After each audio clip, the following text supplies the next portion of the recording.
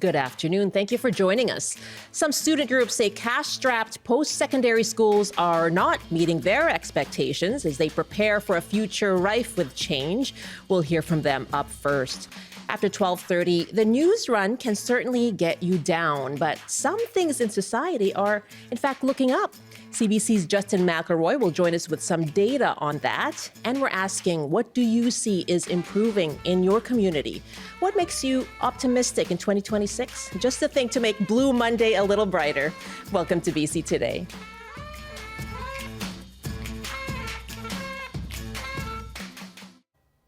I'm Michelle Elliott. Thank you for joining us on CBC Radio 1, CBC Television, and live streaming as well. And you can call us now on our top story. Are BC's post-secondary schools preparing young workers for the future? If you're in school or recently graduated, what's your experience? And how can post-secondary schools be modernized and made more sustainable? Our numbers are 604-669-3733, 604-669-3733 or 1-800-825-5950. You can also hit pound 690 or send an email to bctoday@cbc.ca. Well, this morning, student groups did hold a press conference raising concerns about the state of post-secondary education. An independent review is currently underway to modernize and strengthen that system as they face increasing financial pressures and a changing economy for graduates. Those recommendations are expected by mid-March. But today, student groups say they're concerned about that process and about the direction that post-secondary is taking. We have two representatives joining us now. In studio, I'm joined by Debbie Herrera Lira, chairperson of the BC Federation of Students, and Riley Huntley is president of the UBC Alma Mater Society and joins us now on Zoom as well. Good afternoon to you both. Thanks for joining us. Thank you so much for having us. Thank you. Welcome to you as well, Riley. Debbie, what are the biggest challenges faced by post-secondary schools right now? Yeah, well, the post-secondary system is currently in a crisis. Programs are being cut, services are being reduced or not as available as they were before. There's a lack of services, faculty and staff are being laid off. And all of that stems from a lack of funding to the post-secondary system. We've been echoing for years that the government has been over-relying on student tuition, particularly international student tuition, to balance their budgets. And funding has been stagnant for years. The province used to provide 70% of funding, now it's close to 40%, and the remaining falls on students' backs. So that's what students are facing right now. And with this review, students have a couple of concerns. They're concerned that the tuition limit policy that limits or caps tuition increases at 2% annually could be on the table. They could be weakened or even removed, making tuition unaffordable for students more than it is now.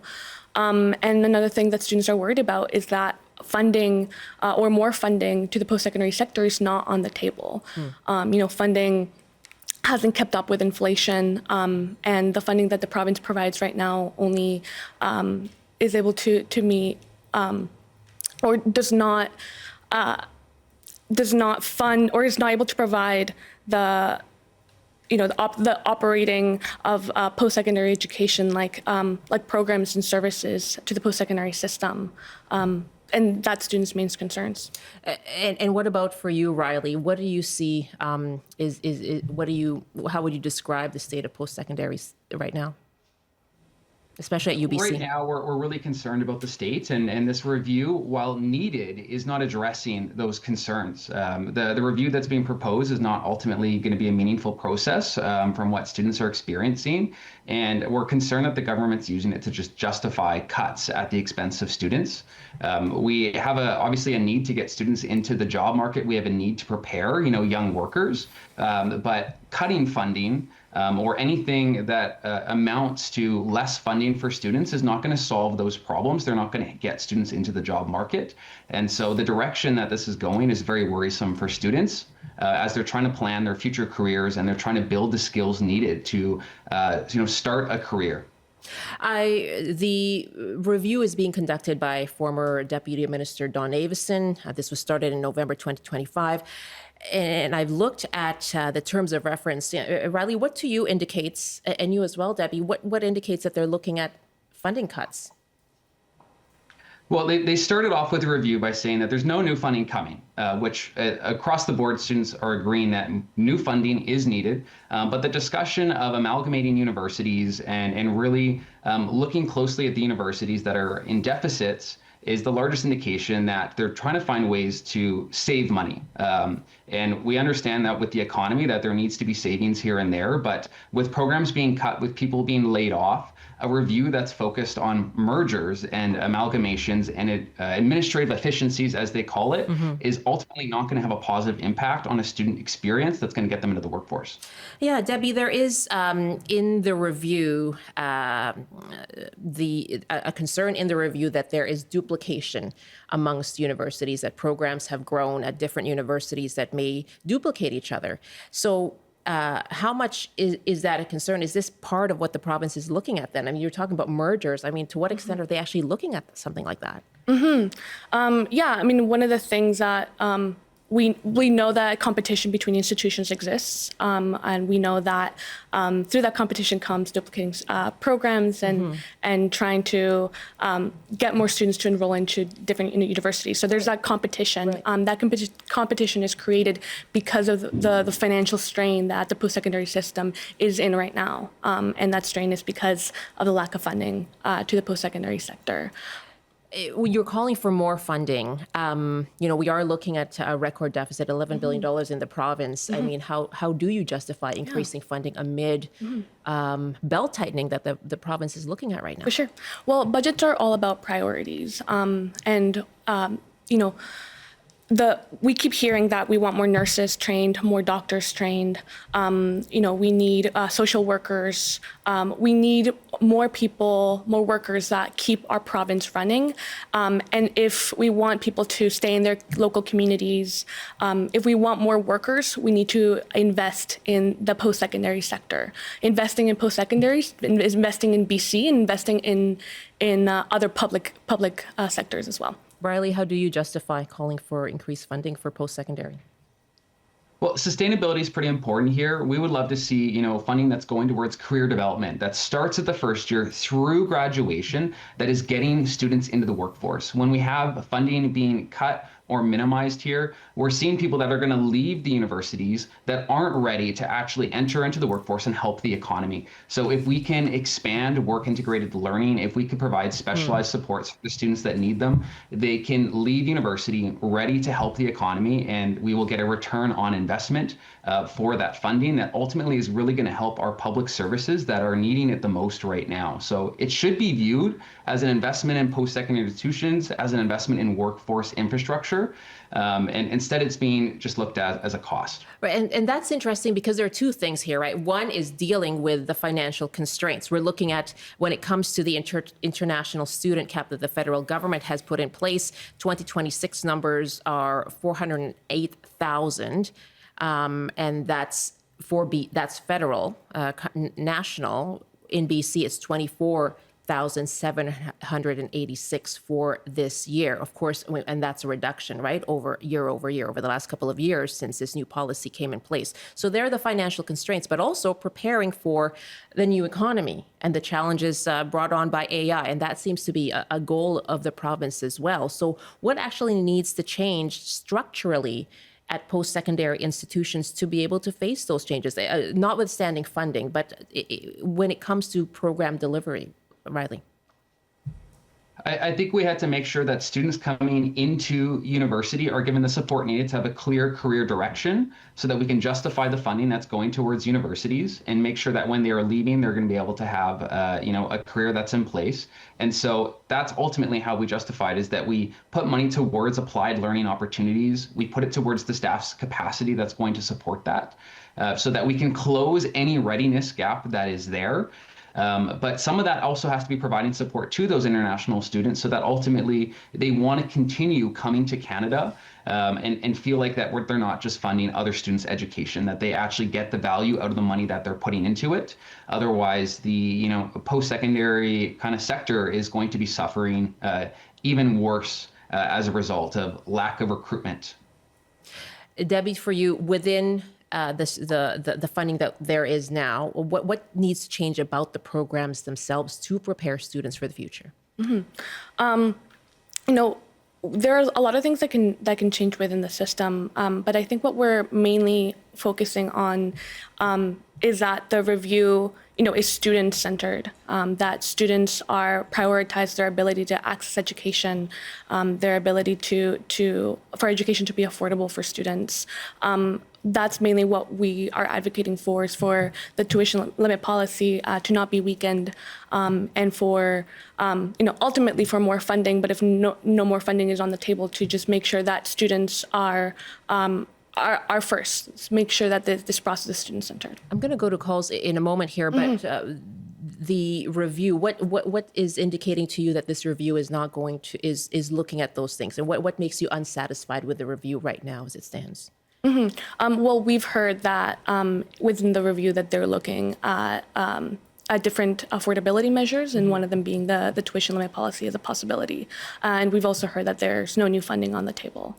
And you've met with Don Avison, is that right? Yeah, we had a consultation not too long ago. Okay, and so what was the outcome of that? It was a really good discussion about what students across BC are experiencing. We brought stories from all our 14 student unions across the province, talking about that, students are having to delay their graduation because courses are not as available as they were before, talking about how weakening or removing the tuition limit policy will deeply impact students that already are paying a lot of money to the post-secondary system while there's no new funding. And we just talked about what other things can be done to stabilize the post-secondary system, like creating a structural and equitable funding model. And we're not opposed to different changes, to different things like that could happen to stabilize the system. But we just want to make sure that students are centered. We want to make sure that there's that they're looking at regions and making sure that the communities are able to be sustainable as well, because a lot of institutions are also economic anchors or provide workers to the local and rural communities. So we just want to, after our review, we had a really good conversation about what is needed for students and what is needed to make the sector sustainable. Okay, and again, the recommendations expected mid-March. My guest, Debbie Herrera Lira, chairperson of the BC Federation of Students, and Riley Huntley is president of the UBC Alma Mater Society. And we're taking your calls now as well. Are BC's post-secondary schools preparing young workers for the future? If you're a student currently or a recent grad, we'd love to hear your experiences and what do you think is needed to modernize and make sustainable the post-secondary system. 1-800-825-5950, 604-669-3733, 604-669-3733.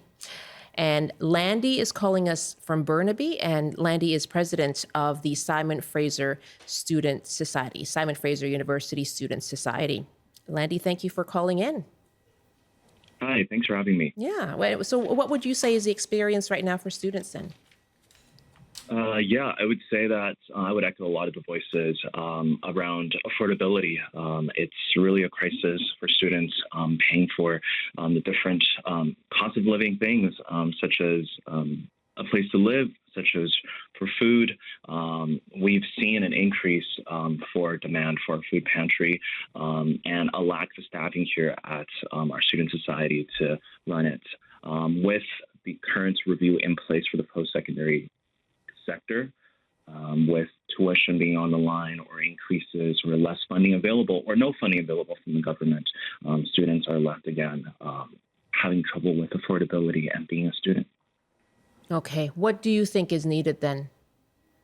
If possible, for more funding, of course, but if not, looking at keeping the tuition cap policy, but also examining how institutions are looking at budgeting and how we can make this work, but putting students first in that prioritization. Okay. Landy, thank you very much. That's Landy Liu, president of the Simon Fraser University Student Society. Our number again, 1-800-825-5950, 604-669-3733, 604-669-3733. And you can just hit pound 690 on your cell phone. As well, our email is bctoday@cbc.ca. Let's take another call now. And Tierdad is on the line in Victoria. Hi, Tierdad. Hello. Thanks. I remember when the Gordon Campbell BC Liberal, a very conservative party, came to power, they gave a 22% tax cut to the corporate friends. And tax cut means lost revenue for the government. To make up for it, they rose tuition fees 110% in one shot, 200% in 8 years. And today, as the result, in Victoria, University of Victoria, UVic students, they have to rely on food banks. The student society run a food bank for them. There is a church across from the university. They run soup kitchen for students. 400 students, they show up for soup kitchen.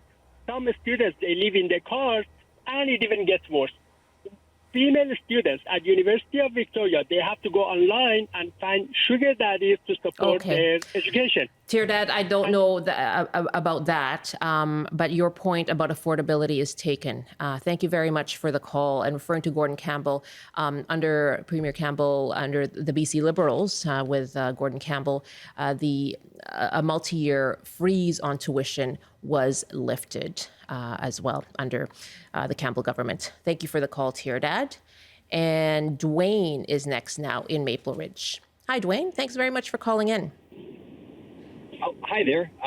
Thank you for speaking with me. I just wanted to give you my experience with my son, who recently was in business school, and he was very frustrated at the experience of the classrooms that he went to because most of the students did not speak English, and so he was having trouble doing the projects with them. And combination of that and just overall getting through that educational system was difficult.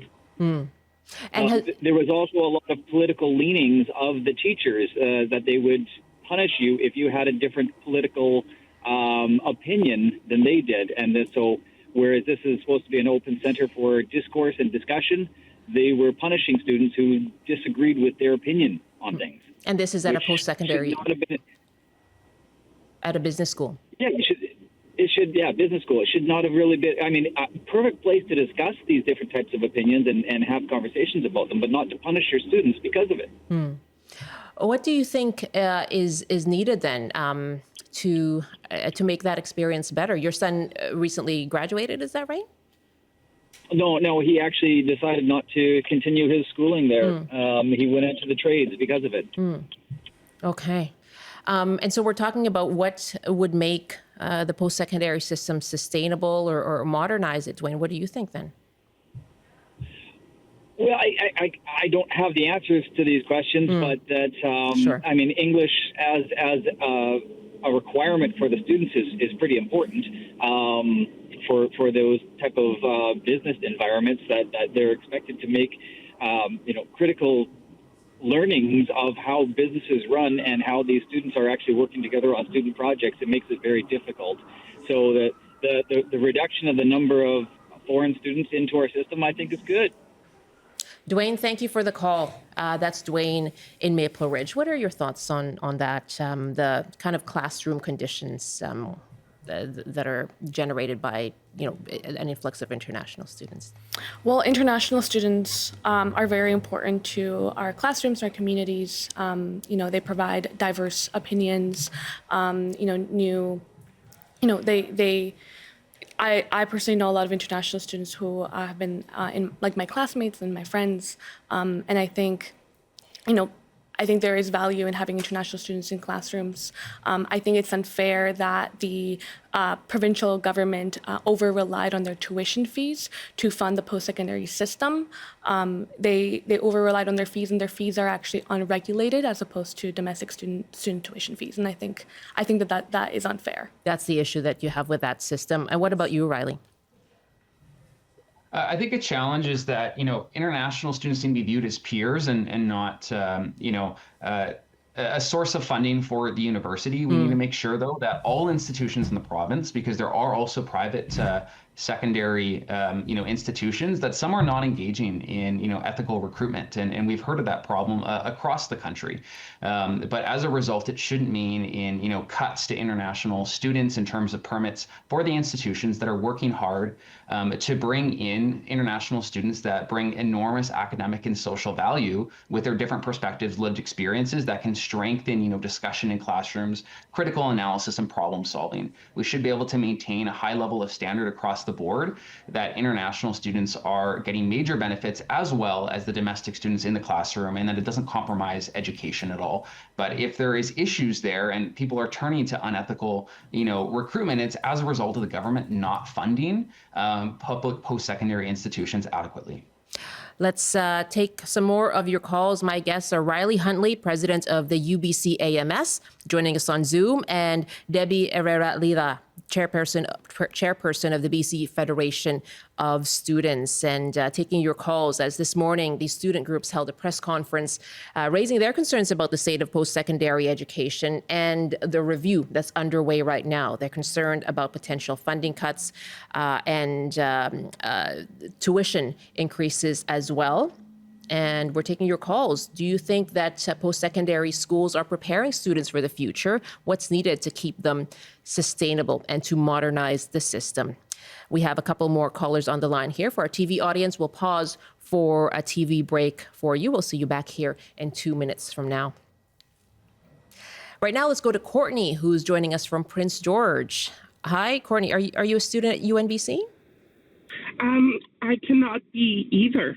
So I was actually hired through the YMCA up in Prince George. I was to take my early childhood education through a place that is not UNBC or College of New Caledonia. It's actually the Pacific Rim Early Childhood Education Institute. Okay. And what ended up happening is going into about 3 courses, all of a sudden the funding for this program for the YMCA to pay for people to go through their system. It got pulled, and it sadly left me with an ECEA certificate, which has really put a damper because licensing is huge in our community, and licensing says I cannot be by myself with children. However, other regions, that is not the case because it's all an interpretation about the legislation. So I am left in limbo. I do not have a way of figuring out my course, and the college doesn't really recognize it. So I think it's, when it comes to funding, I do think we need to, think about what's available to these rural communities, because I know there's lots of options for people in larger centers down in Kelowna, down in Vancouver, but here in Prince George, where we desperately need our ECEs, it is very hard to figure out how to manage that. Wow. Courtney, thank you so much for your call. Really appreciate hearing from you. That was Courtney joining us from Prince George, and, interesting position that she's in, trying to get her ECE. We talked last week about the need for more early childhood educators as well. So thank you for sharing the hurdles that you've had to face. Courtney in Prince George was our last caller. Right now, let's wrap up with Michael joining us from Victoria. Hi, Michael, and you are a prof at Camosun College, is that right? Yeah, that's right. Yes, go ahead. Well, how is this affecting you then? Yeah, what do you see? Well, you know what? I'm really grateful for your previous caller, Courtney, because I think that what we're seeing Oh, Michael, are you there? Michael, can you hear me? I think we have lost. Oh, Michael. Yes, go ahead. We missed what you were saying. Sorry. Just that affordability is such an issue, particularly where community colleges serve our local communities. Mm-hmm. And we've heard the government talk about affordability being such a big priority for British Columbians, but it usually gets focused on housing, right? But but education is such a huge part of our kind of kitchen table issues. And I think we are going to see students not get into the programs that they want to get in. We're already seeing that in places like Prince George. North Island College here on Vancouver Island was just closed a bunch of programs. And we are going to start seeing that in the urban centers as well, including Victoria and Vancouver, the Lower Mainland, I think. And the other part, of course, of resilience is not just economic resilience, which is built through local economies and community colleges and so on, but if we look at what's happening down south, we really need to kind of build a good public citizenship, right? That is aware of issues, that has good critical thinking skills, that values community and community values. And I think if we don't fund our post-secondary education, then we are going to be vulnerable to more of the instability that we're seeing in the South and elsewhere in the world too. That's a good point to end our discussion on. Michael, thank you very much for the call from Victoria. Appreciate hearing from you. I'm glad we got our connection fixed there. And so what is the next step for you both then? You've had this press conference expecting these recommendations in mid-March. Riley, what's the next step in terms of what you're calling for? I think we need more time for the review, first and foremost. It can't be done meaningfully in the time that has been dedicated by the ministry. The reality is it's not going to happen, and I think we're hoping that Don, who's leading the review, will help the government recognize that for him to do it meaningfully, it's going to take an extension that's there. But it's also important that the results of this review are made public when it is completed.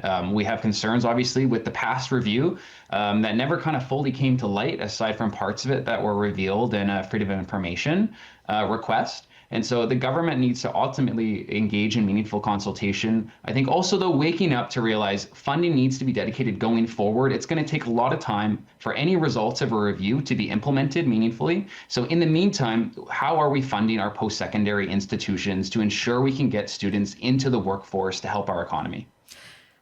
Again, a good question to end on as well, and to wrap up and summarize our discussion. Thank you so much to both of you for joining us. I really appreciate it. Thank you for having us here. Thank you.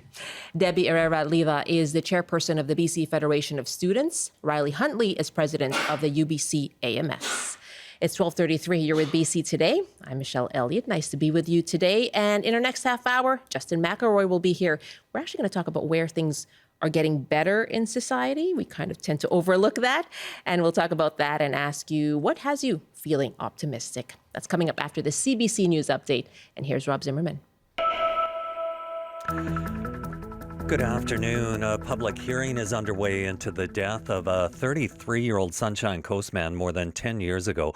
Miles Gray died from severe injuries after an altercation with 7 Vancouver police officers in August of 2015. A retired BC Supreme Court justice will preside over the hearing amid questions about whether the VPD officers intentionally or recklessly used unnecessary force.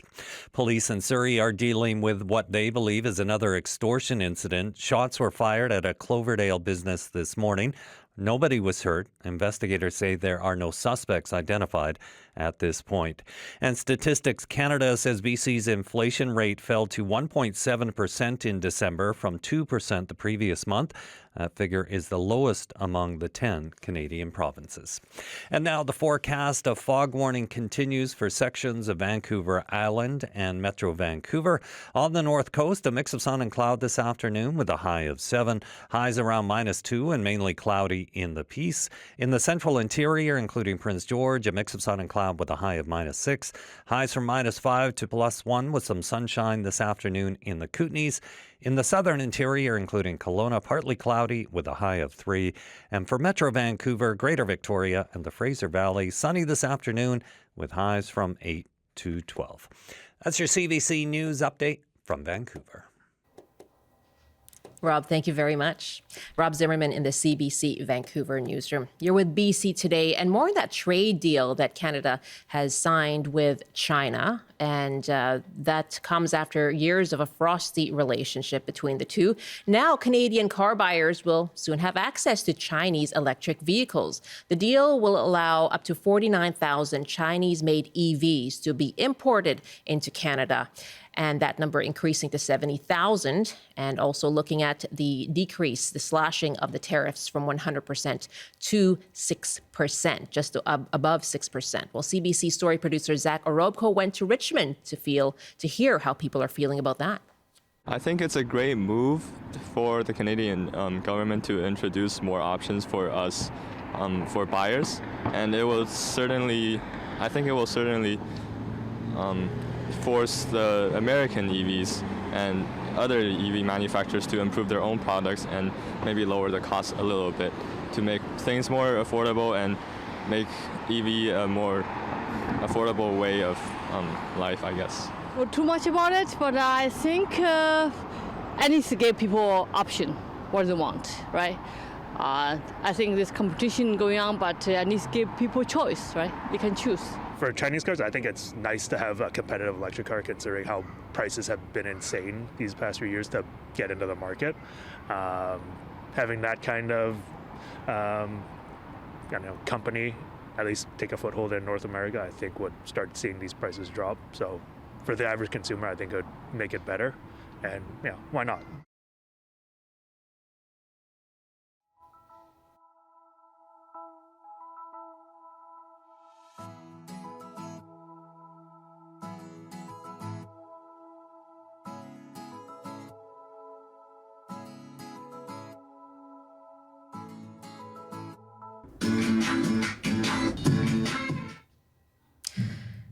$12:37 now. You're with BC Today. It is Blue Monday today, and that's often seen as the most depressing day of the year. And yes, there is a lot in the world and in the news that is concerning and can make you feel little hope. But here's the thing. There are also some things that are getting better, and we often overlook them. Well, we're going to put a spotlight on them today. CBC's Justin McElroy has been gathering data that finds where things are improving.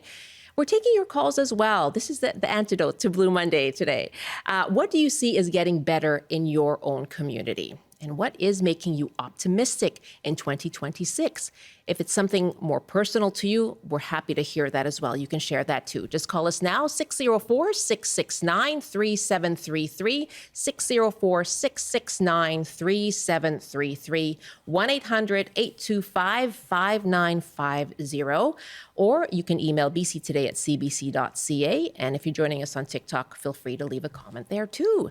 Justin McElroy is here now. Hello. Hello, Michelle. You know, it's interesting over the holidays. We talked about this. I'd meet people and they would say, I kind of turn off the news sometimes. It's just, I guess over the holidays especially, it just is too sad. There's bad news everywhere. There's bad news everywhere, and people do feel glum, and they feel glum in Canada particularly, at least compared to how we used to. But there's a report called the World Happiness Index that is done every year that measures people's perceptions around the globe of how they are doing. Canada has fallen over the last decade from 5th place to 18th in that. Wow. Now, this is something, interestingly, that we're seeing in, there's been similar dips in the United Kingdom, in the United States, and Australia. A lot of Anglosphere countries, for a variety of reasons, are feeling less optimistic about the world for a lot of reasons. And a lot of them are very valid, right? The cost of housing is going up and up. It is harder for people to feel that they're comfortable on their own 2 feet. The aftermath of the pandemic, inflation rose, and just the stress that people had on their lives had a huge effect. At the same time, there are things that do get better in society at the same time, but it's fascinating to see just in Canada in particular how there's this real decrease in perception of how happy people feel over the last decade or so.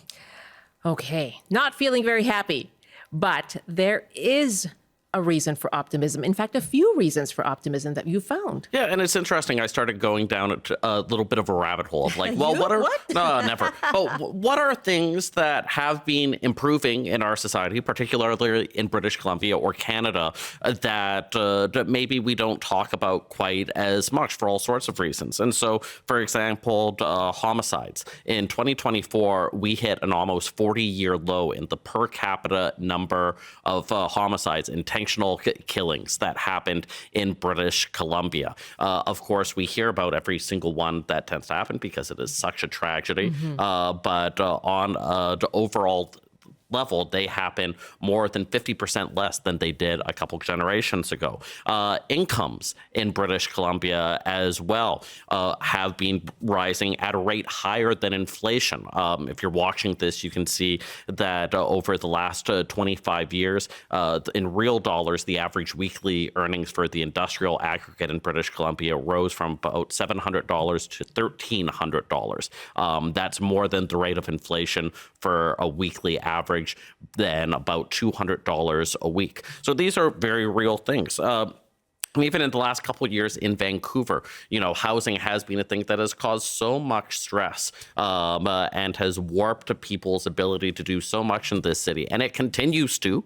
But at the same time, we are seeing for the first time in more than a decade, a year over year for 2 straight years now, reduction in the prices for homes, not just in Vancouver, but in the Fraser Valley, not just for buying homes, but for renting them as well. Certainly something that means that maybe we're seeing a reversal of this trend that has caused so much stress in this city. I could believe, but hearing advice like it's a buyer's market out there, which I hadn't heard.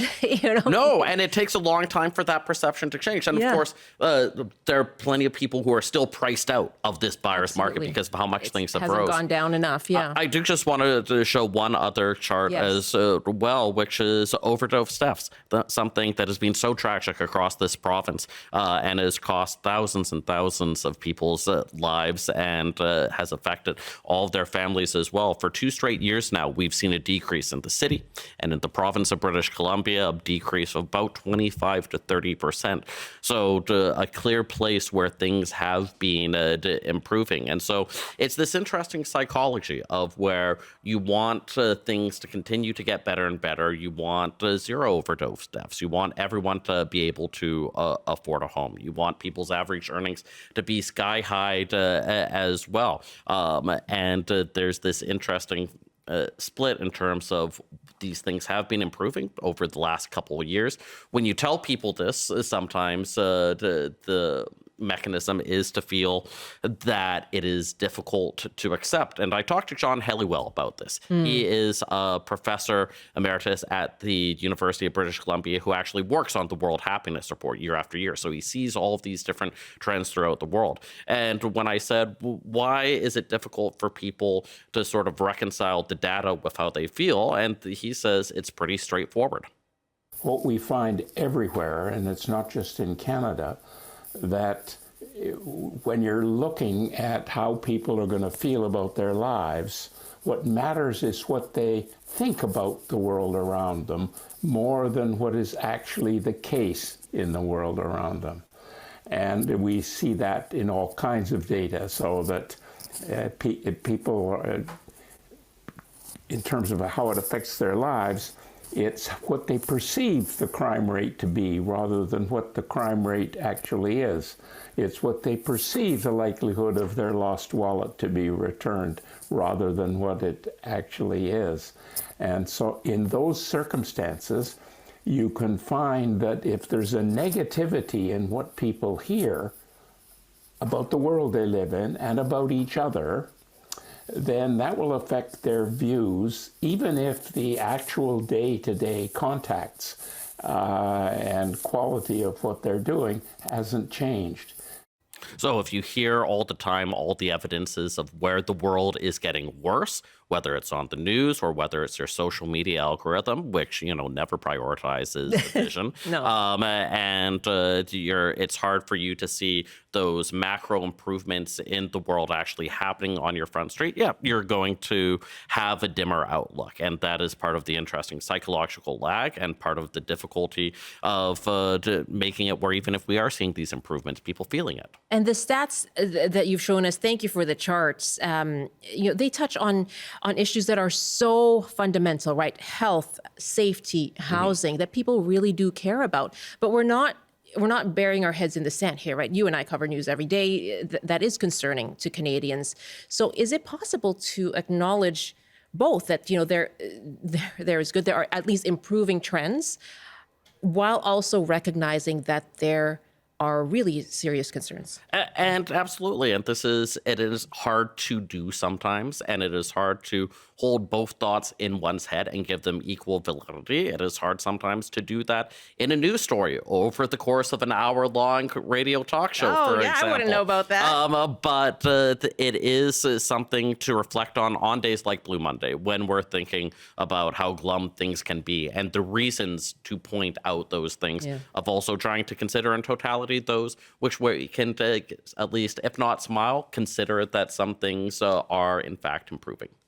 We are taking your calls on that. Where do you see improvements in your own community? Love to hear from you. What is making you feel optimistic in 2026? Our number is 604-669-3733, 604-669-3733, 1-800-825-5950. Michael wrote us an email from Nelson. I'm noticing that most people recently are clearly understanding how the systems we are living with actually work. And as a result, we are learning how to change things. I find that very encouraging as we build a better world. Michael, thank you very much for your email. BC Today at cbc.ca. I'm here with CBC's Justin McElroy to take your calls.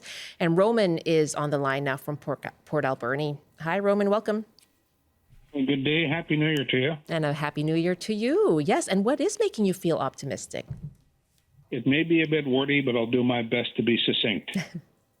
Looking around at all the stripes of Canadian and seeing resonance across, no matter if you're an immigrant, newly landed, if you're a long-standing immigrant, second, third generation, if you're from here originally, like us Indigenous, there is resonance in the messages, and they're starting to coalesce into a singular message. Not to say that one should win, but we're all seeing each other as the trees for the forest, and we're coming together. And there's such great hope and power in seeing that we as Canadian are not forsaking our identity for seeing those around us, that we don't have to subscribe to an ideology, to a church, to any sort of thought. We can be ourselves, authentic and true, and we're allowed to do that here in a way that is helpful and growing, and that is hopeful. Wow. Really well put, Roman. And I wonder, how much of that is done through the conversation and through the dialogue and discussion that you're seeing around you? I think it comes from very courageous dialogue, because you have to be willing to be wrong, for one. You have to be willing to defend the points that are true, but also adjust the points that require more information to see it more clearly. So you have to be willing to fail. The paradox of being in a society is we have to fail to become better. And let's be brave enough to do that well, and let's help each other along when each other falls. I'm very grateful to hear from you today, Roman. Thank you for the call. Thank you. That's Roman joining us from Port Alberni. Yeah, I mean, that's kind of what we do all day as well, is that kind of dialogue, but that acknowledgement as well of this is where I need to adjust, or I could adjust my point of view. You're on social media a lot. You seem very happy about that. But yeah, I mean, how much of that is improving then? Are we hearing people across the aisle or different points of view, perhaps more loudly, more clearly, more frequently? And it's tough. And so much of it is, do you have places where you feel you can express this, right? And it can be in the virtual world. It can be in physical places. But we go back to the pandemic. And again, if people don't have places where they are able to express their sense of purpose in physical spaces, to connect with people, to have that reflection happen, it certainly makes it harder to look forward to the future and feel optimistic. Yeah. Now, you spoke with the psychologist John Helliwell. What more did he have to tell you? Yeah, well, I brought up to him that oftentimes when these conversations happen, people go, okay, well, that's great in the macro that things are improving, but I can't afford a home. So, that's a heck of a lot of good that does me. And he said that, obviously there are real reasons why, if you remember from grade school, Maslow's hierarchy of needs, housing is right at the bottom, the base level of that, how that has a huge impact on people's sense of happiness. Beliefs about their future economic circumstances are really very important to what they think about their lives. So something like my ability sometime when I want to get a house or a stable place to live, when that gets shaken, then people's opinions of the quality of life drop. So yes, for sure, that's an important element. And it colors so much of the discussion, right? And I think we've seen that over the last decade in Vancouver, in the Lower Mainland, Victoria, increasingly throughout British Columbia, where you can be doing a heck of a lot that's good in the world, that incomes can be rising, that homicides can be going down, that there's so much in the macro that is effective. But if you're worrying so much about how are you going to pay for the roof over your head, that colors everything. Yeah, let's put out the numbers again, asking you, what do you see is improving in your own community? 604-669-3733, 604-669-3733. And if it's something macro or micro, something in your own life that you see is improving, that's making you feel positive and optimistic this year, we'd like to hear that too. Again, 604-669-3733. And Trace is up next now in Vancouver. Hi, Trace. Thanks very much for calling in. What's making you feel some optimism this year? Well, I feel optimistic about all the wonderful knowledge that science gives us. I'm a student of physics, and I'm just so overwhelmed by the findings of all the what science has found during the 20th century and continues to find in ours, and our very good understanding of how the universe works. Is there a particular advancement that you'd like to highlight? A particular advancement? The James Webb Telescope is looking back into the time just after the Big Bang and discovering new things. Yeah, I think that's something that is certainly something to note. The advancements in science and hard facts and science that does evolve as well, but looking to science and relying on science to give us that information, but also push society forward. Trace, thank you very much, Justin. Yeah, we understand the world so much more than we did a generation ago, 2 generations ago, down to an atomic level. And it is insane when you think about it, right? But at the same time, again, how much does that really matter if people's material sense of well-being isn't as secure as it could be? Yeah, it's the two things, that dichotomy. Here's something to brighten Roman's day. Lenora wrote, always a treat to hear Roman phone in. Lenora, thank you very much. And our next caller now is Mick on Bowen Island. Hi, Mick. Oh, hello. I'm very fortunate to live on Bowen Island, which is, as you know, in the middle of Howe Sound. And, in spite of all of the gloomy environmental portents that we hear about, and climate change, of course, which is a major issue, there have been some really important steps forward in the environment of Howe Sound. And, we see every day a plethora of wildlife, birds and eagles and sea lions and whales, more and more each year. And I just think that's very positive, and we should sort of take that as an illustration of how we can make a difference if we make a concerted effort. Yeah, really good point, Mick. Thank you very much. I looked at some of the news from 2025, and there were some positive trends as well when it came to conservation, pointing to those efforts over the years. Sockeye salmon run is record in recent history too, right? And we, of having both things in your head, I think about the conversation over at the southern resident killer whales as well, right? And when you think we've done a lot of stories, and it is a truly important story of the health of that population. At the same time, the big orca whales as well, northern residents continue to grow in numbers and sightings in certain areas as well. Right? And so what do you choose to look at? Can you look at things in totality? Can you be negative about one thing while positive about others? And speaking of what's in your backyard, residents, people along in Bowen Island, on Sunshine Coast, on the island as well, looking to work toward reviving the population of the southern resident killer whales too. So that work contributing to the positive trends.